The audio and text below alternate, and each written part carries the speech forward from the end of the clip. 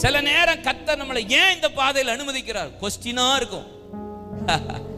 Question இல்ல, அப்படி யாரோ உங்க பின்னாடி வரப்போறாங்க, அவங்களுக்கு உங்களை சாட்சியா உங்களை மாதிரியா கர்த்தர் வைக்கிறதுக்கு தான் ஆண்டவர் அந்த பாதையில கொண்டு போகிறார். ஏன்பா எனக்கு பிள்ளை இல்ல?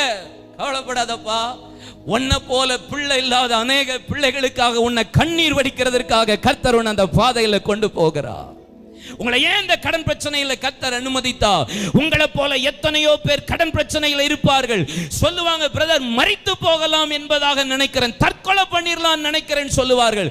பிரதர் இதெல்லாம் விஷயம் இல்லை, எனக்கு இவ்வளவு கடன் இருந்தது, இவ்வளவு பாடுகள், இவ்வளவு நிந்தைகள் இருந்தது, கர்த்தர் என்னை நிறுத்தி இதில் விடுதலை அளித்து என்னை சாட்சியா என்னை அவரை பின்பற்ற வைத்திருக்கிறார். இது எம்மாத்திரம் என்று உங்களை குறித்து சொல்லுகிறதற்காக உங்களை கர்த்தர் அனுமதிக்கிறார். That's why. அதனால தான்